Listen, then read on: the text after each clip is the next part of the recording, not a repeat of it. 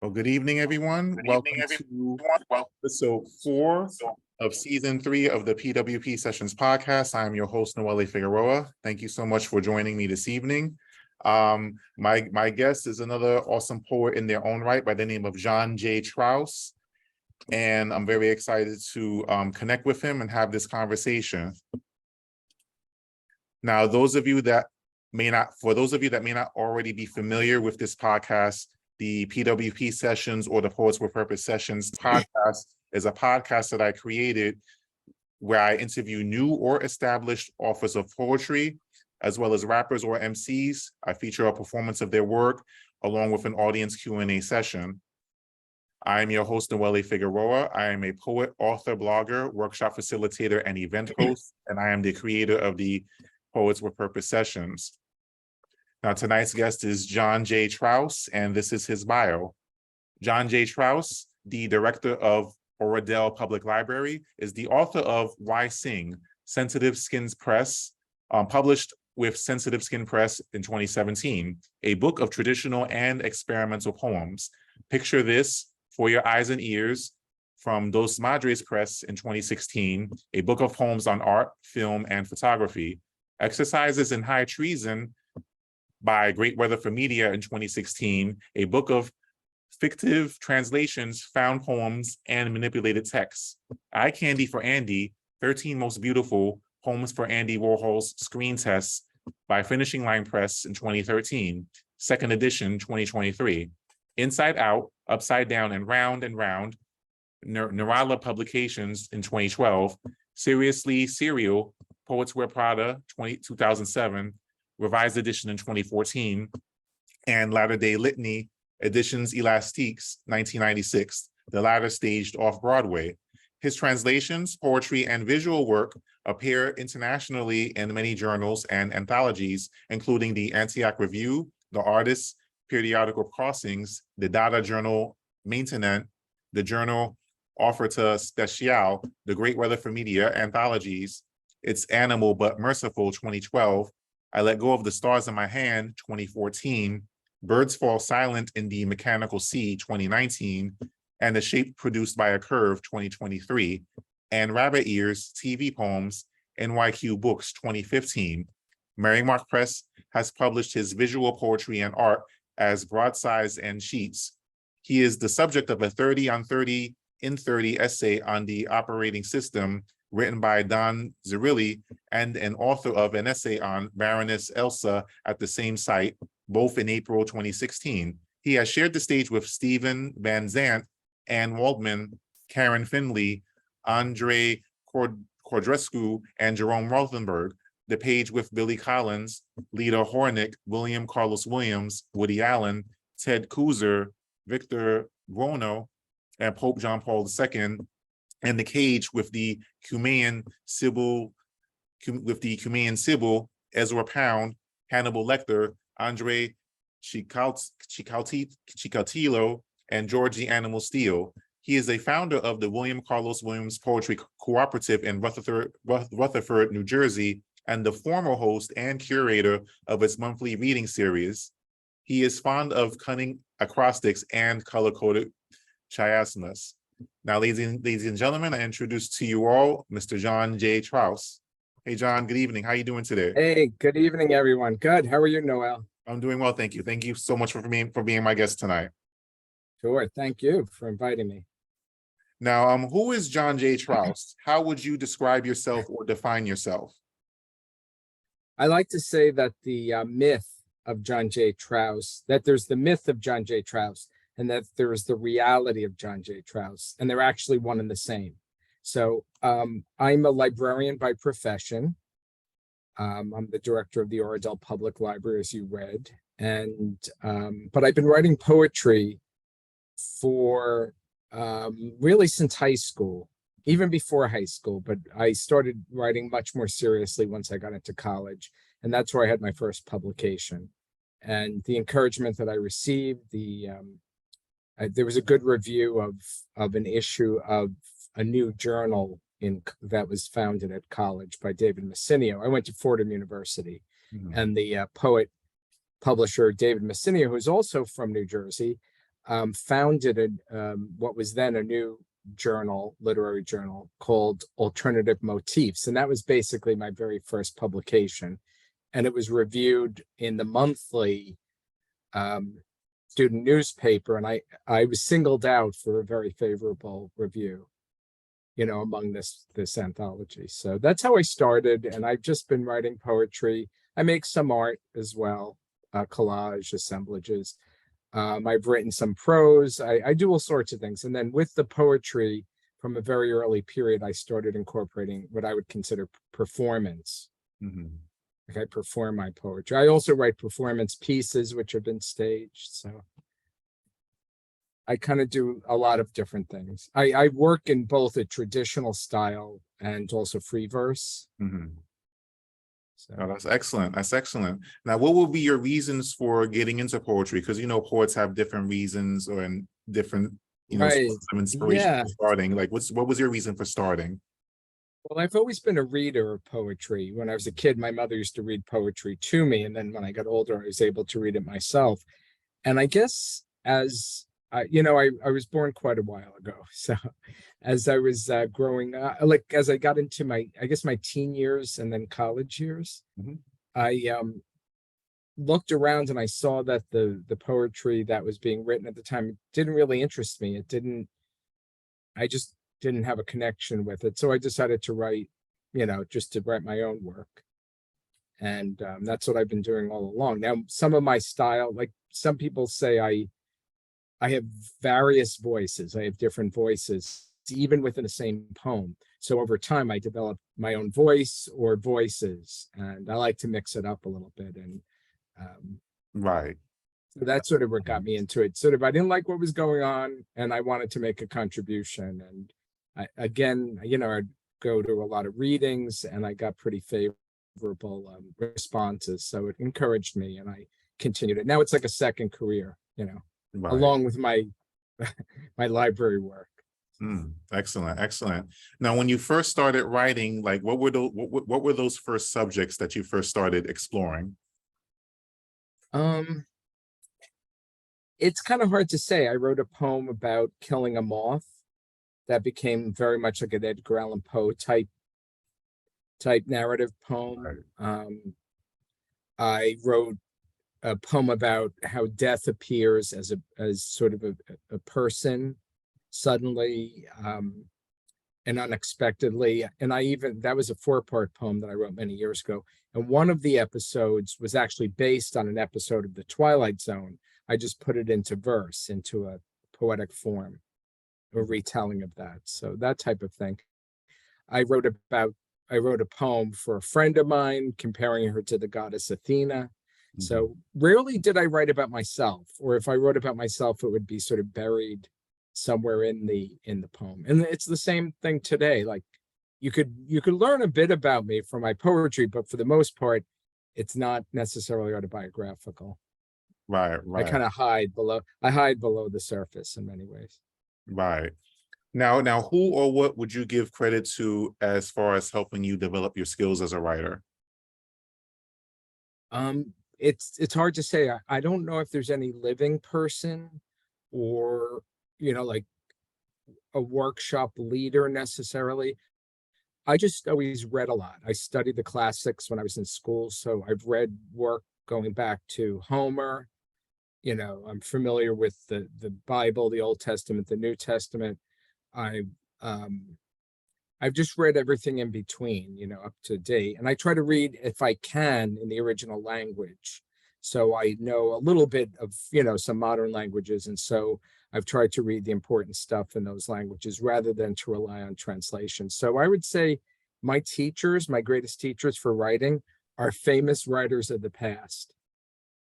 Right. Excellent. And then performance style, it's, you know, I've just seen a lot of, I've seen Amiri Baraka perform. I've seen Allen Ginsberg perform. And they certainly were an influence on, say, the performance aspect of poetry or what I'm doing in that regard. Right, right. Now, is there a particular subject that you like writing about more than others? Not necessarily, although I have, as you read, whole book of poems about art. So I write quite a bit about art. One of my library jobs from 2000, no, I'm sorry, from 1991 to 2000 was working as a librarian, a reference librarian and periodicals librarian at the Museum of Modern Art Library. So I've always been interested in art from an early age, and I was very lucky to get a professional job in a library in an art museum. So art certainly is a big part of what I write about. I write a lot about history. I write about pop culture, or I make pop cultural references. So I could be writing about, say, a historical topic, or I could be writing about a work of art, but I sprinkle it with a lot of pop cultural references and that type of thing. Right. Excellent. Excellent. And I can't say that I always think of performance when I'm writing, but I'm always aware of how a particular poem that I might have written could be presented in public. Right. Excellent. Excellent. Now, take me back to your very first book. When you decided to put your first book together, like what was that process like for you?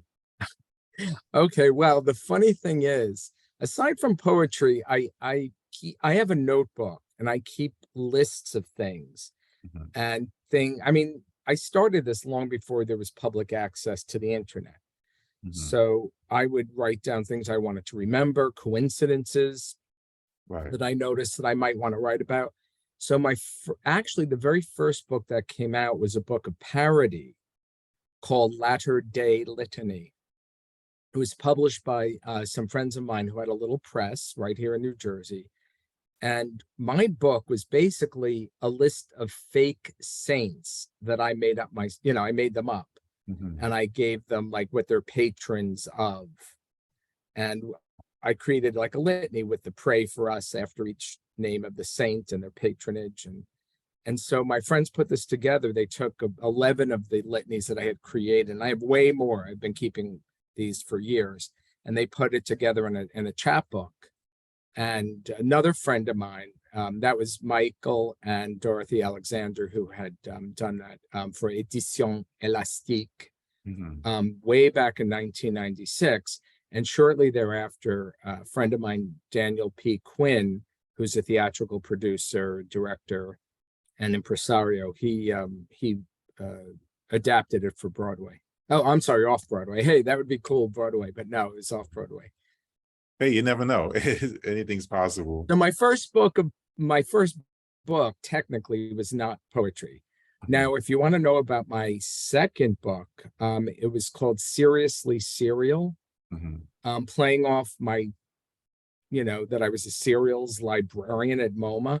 But it's Right. basically a little book, a chapbook from Poets Wear Prada. The publisher is Roxanne Hoffman. Mhm. Um, the press is still very active in Hoboken, New Jersey. What it is just a short collection of shorter poems in various series.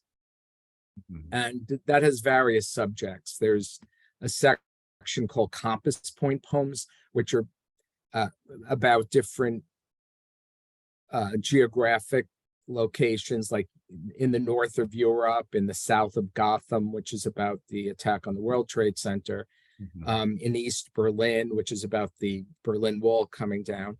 And then it also has a section called um, Daughters of the Revolution, which is a series of little poems about American heiresses gone bad. They were more notorious than famous, Right. and that type of thing. So it's kind of playful, has a lot of history. It has some art, photography in it, and that was nicely illustrated as well. So that was my first, I would say, book of poetry, and it was short. It was a chapbook, but I'm pretty Right. proud of it. Right. That's excellent. But what was that feeling like for you when the book was finally done and you received that shipment of all the finished Uh, copies? What was that like for you? it was luminous. It really felt great. I mean, I had been on the scene for a really long time by then. I had been performing all over the place. I had, some publication credits, but the idea of to have my first book in hand and people had been clamoring for a book of poetry from me, So it's just great to have that in hand and to be able to share that with people. But I had this weird thing where I didn't like to sign my books. Mhm. I always felt like as a librarian, it's sort of like a desecration. Sounds a little crazy, but that's Mhm. how so what I would do is I had a insert that had some of the blurbs on it, Right. and I would sign that instead. Or I would sign a piece of paper that I would say, here, just tip this into the book. But I didn't want to, touch the book itself. Now I'm over that. I sign books now. So but it was a great feeling. I mean, because it felt like I finally had something that people had been asking me for, and I was able to provide it. And it was beautiful, beautifully produced. My friend, the artist Jill Greenberg, did the cover design, and she did the interior illustrations. So that was very satisfying that it was like a collaboration for us. Oh, excellent, excellent. Now, was this published through like a small press or an independent press? It's it's the press Poets Wear Prada. It's still in operation in Hoboken. Roxanne Hoffman, who's pretty active on the scene. You may have heard her Right, name. right, definitely. She yeah, that's her press. So it's a small press, but they've put out quite a few chapbooks. They also do full scale books and anthologies, and they have a web presence and so forth. So Right, right, yeah, I'm definitely familiar with Roxanne. She's an awesome poet in her own right, yeah, and yeah, she does great work with Poets Wear Prada for sure, for sure. Now, in comparison to like, let's say like the normal, uh, going like trying to go like the normal publisher route, would you prefer the method that you've chose for publishing your book? Do you feel that's a better alternative than the traditional route? Well, for me, like in poetry, it's rare to find really big publishers. Like if you're just, even though I've been around a while, I've each book of mine has been published by a different publisher. I Mhm. haven't repeated, and it's hard to say why. I think it's because each book of mine is very different. Now, I Mhm. build into all my work connections, so some of my poems connect to each other, and the books themselves have connections among them. I love that idea. I love that in life. I love coincidence, but I love when I could be, you know, the books themselves are like poems, and that I like to, make these connections and build these structures. So but the thing is, the themes are different in all my books. Some are actual collections where I pull together and arrange poetry. Some of them are projects. Mhm. So I kind of like the way that I've gone, where I've sought out various publishers, and as I said, I haven't really gone back to earlier publishers to publish another book with them. I may. I'm not saying I, wouldn't do that. It's just that I Right. haven't done that. So I've had 7 publishers for seven books, but 2 of those books have had second editions. 2 of the chapbooks have had second editions, and in fact, Finishing Line Press just put out it's really 10 years later, so it's sort of a 10th anniversary edition, but it's Right. a revised edition of Eye Candy for Andy. Mhm. And it's available in both hardcover and paperback. And the original publication was only in paperback. So it's really cool to have this hardcover chapbook, which is kind of an unusual idea. Right, definitely, and congratulations on that achievement. That's Thank you. excellent. Thanks. That's excellent. Now, So that route it works for me. I don't recommend it for everybody because you have to get to know each publisher that with whom you're working, and right, develop a relationship. But it's worked for me. right. That's excellent. That's excellent. Who would you consider to be your inspirations in poetry? Like, who inspires you?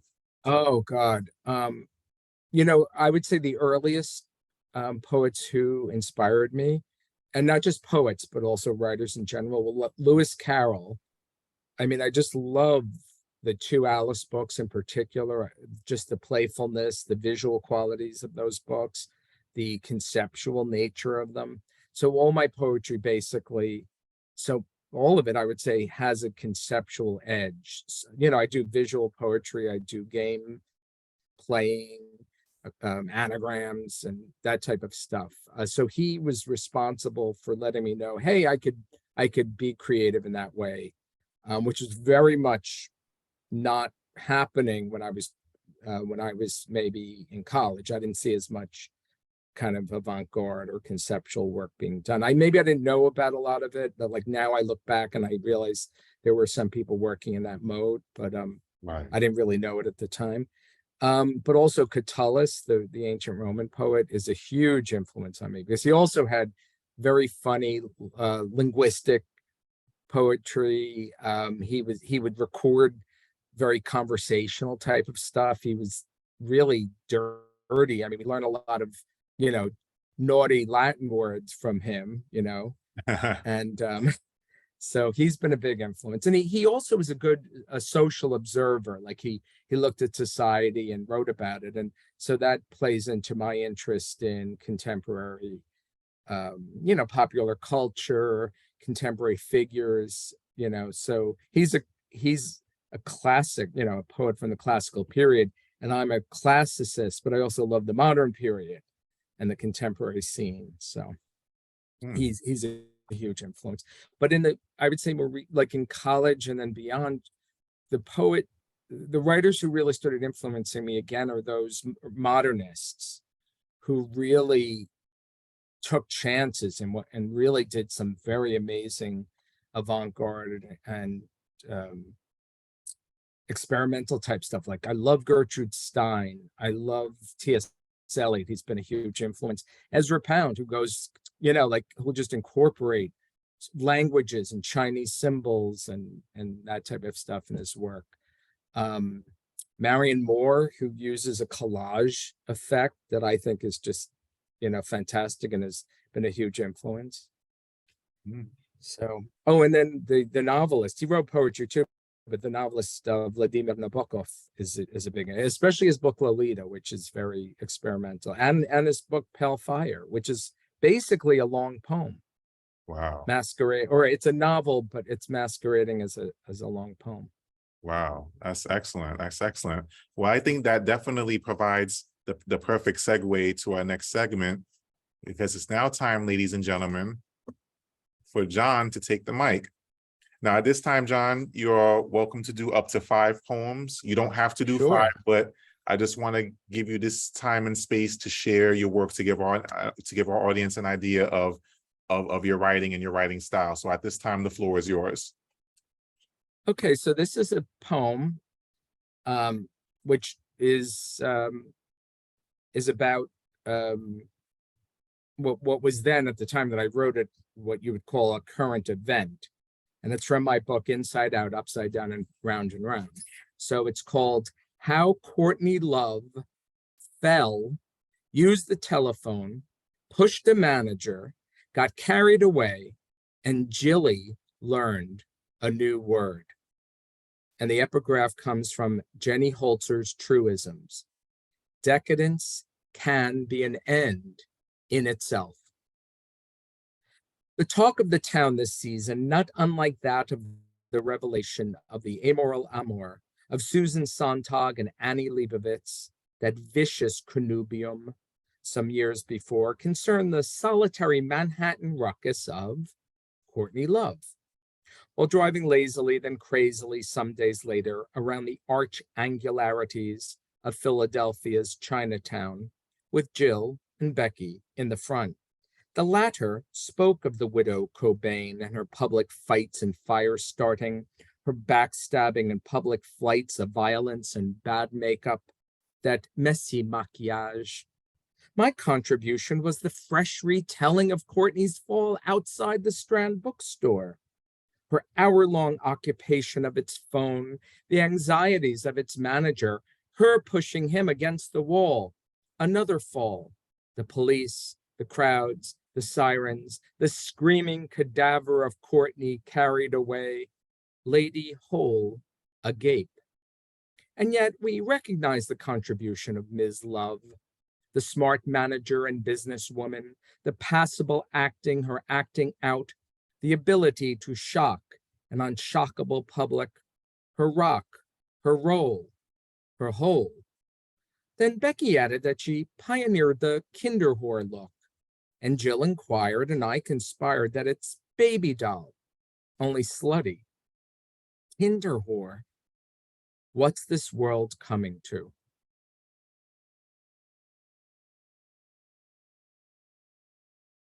And now from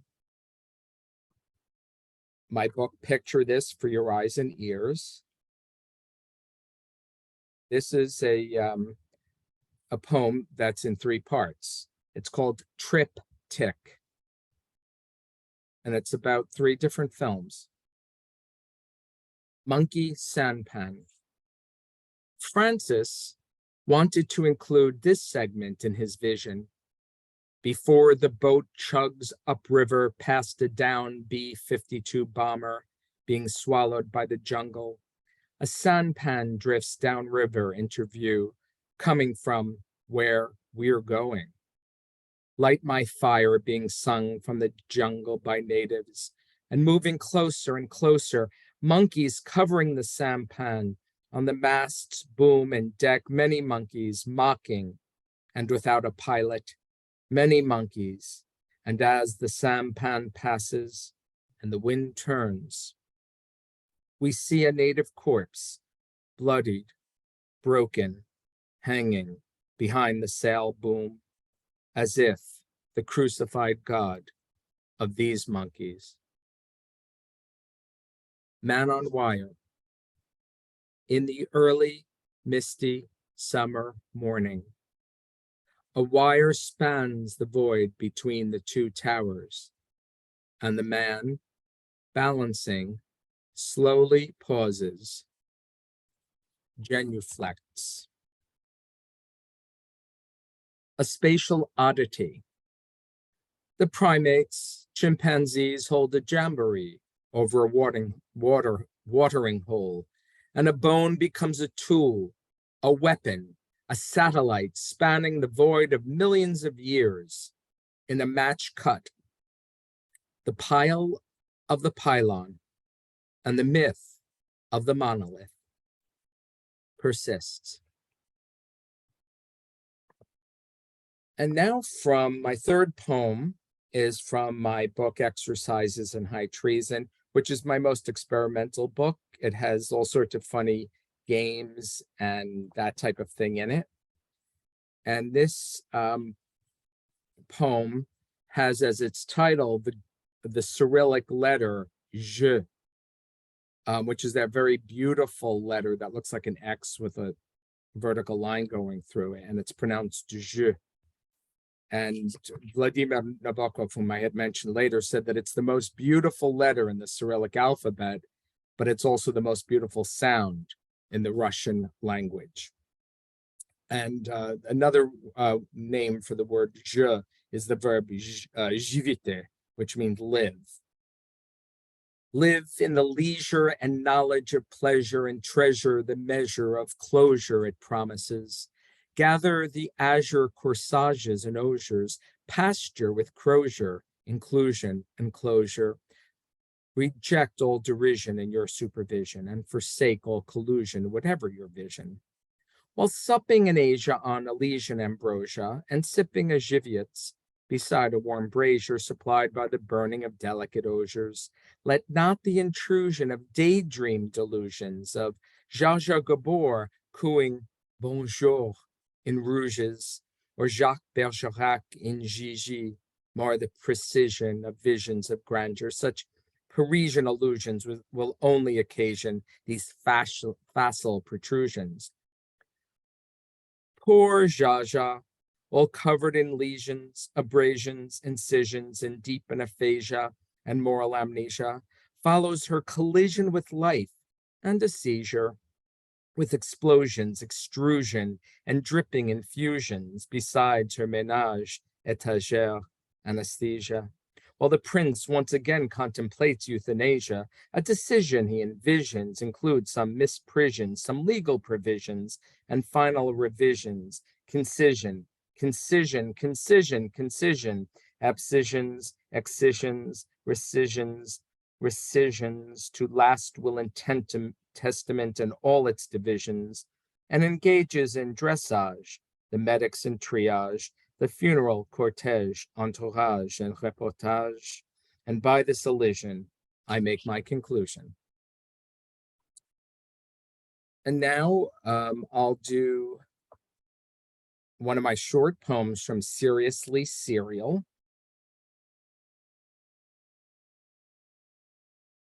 This is from the Compass Point Poems section, and it's about a photograph. These are all very short, but it's by a photograph. It's inspired by a photograph by Richard Avedon of 3 sheep in a slaughterhouse in Ennis, Montana, which was published in Avedon's book In the American West from 1985. It's one of the few non-human subjects of that book. In the American West. In the American West, 3 sheep hang in a slaughterhouse, their heads hanging like purple wisteria. And now my 5th and final poem is from my book, Why Sing? And I should point out that all my books are for sale. They can be found online. And this is called In the Azalea Garden. It's actually one of a number of poems about gardens that's in this book, Why Sing? From Sensitive Skin Press. In the Azalea Garden, Fairmount Park, Philadelphia, Pennsylvania. Do not go from fresh fields into the azalea garden in the park. Avoid of voices in the azalea garden in the park. Do not sit down to picnic in a nick of time ticking in your mind. Stay in fresh fields and do not make the trip down the hill behind the escarpment of the museum by the waterworks. Do not enter here. Do not enter the azalea garden. Flee to the northern hamlet, the northern country. Flee with me to the north town. Be still and do not go into the azalea garden. Flee. So I hope that gives a sense of my work. Yes, absolutely. Absolutely. Ladies and gentlemen, those were selections shared by John J. Trause. John, thank you so much for sharing that. I appreciate your unique approach to poetry, and you have a method of storytelling that's very unique and very intriguing. Thank you so much for taking time out to share your work. It's appreciated. Thank you. And thank you so much. It's great to be here. Awesome. Now, before we close out, we're going to move over to our brief Q&A portion. Oops, sorry about that.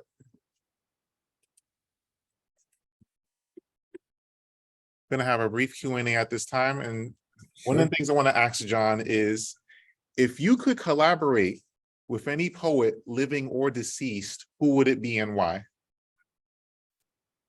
Well, I would say my favorite living poet, whom I don't know personally. I know, so many poets, including you, Noel, and many others. But the one I really admire and who's been a huge influence on me is Anne Carson, who, like me, studied classics. Actually, she became a professor of classics. Right. And she's very experimental. She mixes genres. She publishes, she'll do takes on ancient texts by ancient poets and ancient writers and modernizes them or retells them. She has very fun and funny experimental work, and she also is known for the performances of her work.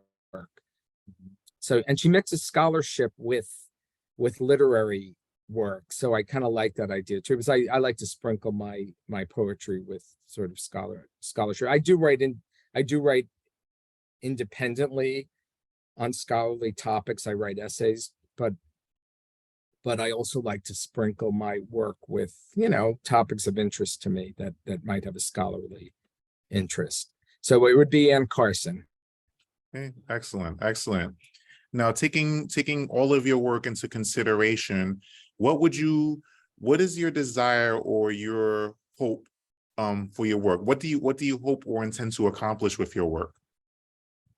Um, you know, it's hard to say because I don't really have really high goals. I mean, I'm very happy with what I do on a let's say a smaller scale on a local scene. Right, The great thing is that I mean the scene that we're talking about is New York City and New Jersey. So, where there are many writers and there's a very healthy literary scene on both sides of the Atlantic, on both sides of the Hudson, but also around, we're living at a time when we have such great access to other writers and to be able to see other performances. And so what I hope is that it will be recorded at least that I've made some type of contribution, say in 100 years or 1,000 years, that even if I'm just a footnote, it would be great just to last in that regard. One of my favorite ancient poets, the Roman poet Horace, begins a poem where he says, Exegi monumentum aere perennius. I have built a monument not of bronze. And he was talking about his body of poetry, and he was sure that it would last. And it did. But the funny thing is, so many of his contemporaries, we've lost, enormous amounts of writing from antiquity. So he was very lucky that his goal, or what he said that he had achieved, did last longer than any bronze monument. all right, definitely, definitely. I don't, I don't set it up that high. I'm happy with sort of the local and the local success, and maybe being a footnote at least in the future. Right, definitely, definitely. But even with that, still, you've accomplished quite a lot, which is very impressive.